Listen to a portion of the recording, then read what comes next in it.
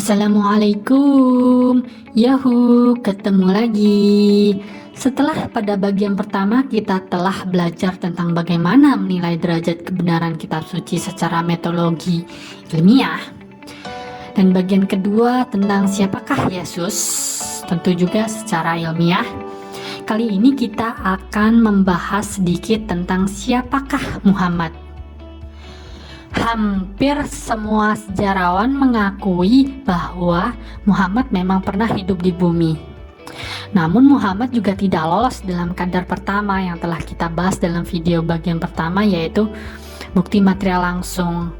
Jejak-jejak sejarah seperti makam, masjid, kamar, rambut, pedang, bahkan baju besinya pun tidak dapat diklaim bukti yang sahih dari segi saintifik. Kenapa?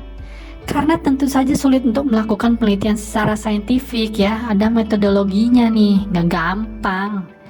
Bukan hanya sekedar cek DNA terus ya udah selesai, bukan gitu ya, ada metodologinya.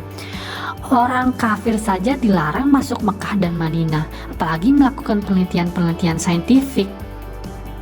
Kita harus membongkar semua jejak-jejak sejarah tersebut yang dianggap suci oleh Muslim. Ini nggak mungkin, pasti Muslim marah kan. Tetapi mungkin tahun-tahun ke depan mudah-mudahan para saintis bisa melakukan penelitian-penelitian di Mekah dan Madinah ya, karena banyak sekali peninggalan-peninggalan di Mekah dan Madinah, dan saya yakin itu bukan sama sekali tidak berarti atau bahkan dapat merubah secara drastis tentang kisah-kisah Muhammad secara saintifik. Kemudian dalam sumber catatan historis ya, yaitu taraf ketiga nih, kita tahu Al-Quran menceritakan Muhammad. Al-Quran pertama dipercaya dikumpulkan pada masa Utsman, jadi langsung bertemu dengan Nabi nih. Jadi taraf kebenarannya agak tinggi nih ya. Manuskrip tertua tentang Al-Quran ini ya ditemukan di Yaman, dan menurut carbon dating diketahui usianya antara abad ke-8. Namun tahun 2012 ditemukan manuskrip paling tua secara tidak sengaja di Universitas di Birmingham, dan dari metode penentuan tanggal diketahui bahwa Al-Quran tersebut ada sejak zaman Nabi. Para peneliti memprediksi mungkin Muhammad melihat Al-Quran ini. Wow, ini tentu penelitian yang menarik ya. Ini akan kita lihat nanti penelitian-penelitian selanjutnya tentang kisah-kisah Muhammad dari manuskrip tua tersebut, dan apakah ada perbedaan dan kecocokan antara Al-Quran modern dan Al-Quran yang ditemukan di Birmingham. Karena pada penelitian sebelumnya tentang manuskrip tertua di Yaman ya, diketahui bahwa banyak sekali perbedaan antara Al-Quran yang tertua ini ya ditemukan ini dengan Al-Quran modern. Anda bisa cek di link di bawah down below ini kalau nggak percaya. Sumber Muslim selanjutnya yang tertua dan begitu dihormati dan dipercaya adalah Sahih Bukhari. Sahih Bukhari ini dibukukan sekitar 200 tahun setelah Muhammad mati. Kemudian juga sumber-sumber non-muslim. Nah, ini sumber non-muslim ini biasanya lebih sedikit dan lebih dipercaya nih dalam sains loh ya, dalam metode ilmiah sumber non-muslim ini lebih dipercaya. Ya, sumber non-muslim yang bercerita tentang Muhammad pertama muncul dari Doktorina Yakobi 2 tahun setelah Muhammad mati, dan juga dari pertempuran Palestina antara Muhammad dan Roma yaitu 634 Masehi. Jadi ini ceritanya agak menyimpang dengan sejarah-sejarah Islam nih.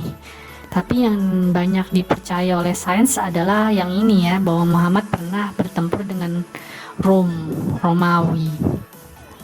Ditulis oleh Thomas Presbyter. Beberapa bukti arkeologi lain tidak saya cantumkan seperti masjid atau koin uang ya. Namun akan saya bahas sedikit tentang budaya Arab zaman Nabi, yang tentunya ini akan mempengaruhi cara berpikir Nabi ya. Ada budaya menarik terkait dengan Nabi, yaitu budaya berpantun dan membuat puisi. Saya pikir inilah yang akhirnya memunculkan Al-Quran. Beberapa orang mengklaim kebaikan susunan dan tata bahasa dari Al-Quran adalah bukti bahwa Al-Quran turun dari Tuhan. Saya pikir ini klaim yang subjektif ya.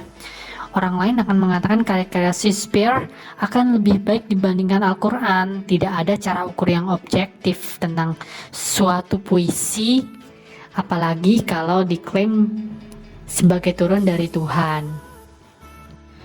Sebaliknya, kita dapat melihat jejak-jejak tradisi masa Nabi bahwa masyarakat zaman Nabi gemar membuat puisi tentang Tuhan yang hampir sama dengan karya-karya Muhammad atau ya Quran itu.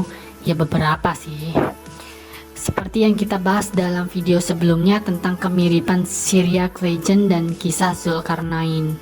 Kemudian contoh yang lain adalah puisi-puisi dari Zuhair ibnu Abi Sulmah, salah satu penyair pra-Islam terbesar. Sebagai contoh nih ya, dia menggunakan kata alakah dalam konteks kehamilan dan mengartikannya, ya alakah ini maksudnya kata alakah sebagai segumpal darah. Bila kata alakah dalam Al-Quran berubah karena mukjizat menjadi seperti tahap implantasi, apakah kata-kata alakah dalam puisi-puisi tersebut bermakna mukjizat juga?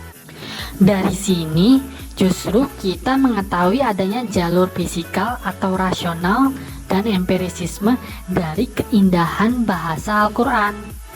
Muslim denger ini pasti langsung ketakutan, lari. Why are you running? Why are you running? Ya sudahlah, mereka butuh soul, fiksi, sugesti untuk menjalani kehidupan mereka. Yap, sampai di sini dulu ya. Setelah kita membahas bagaimana nabi-nabi atau orang-orang suci itu dipengaruhi oleh kultur pada masanya, kita beranjak ke puncak pembahasan kita. Siapakah sebenarnya orang-orang suci itu? Ini saya yakin akan membuat Anda tercengang, kecuali kalau Anda seorang ateis atau orang-orang yang memang sudah berada di dalam ilmu hakikat. Nah, jadi teruslah pada channel ini. Karena kebenaran itu tidak datang pada orang-orang yang cerdas, tapi kebenaran itu datang pada orang-orang yang berani.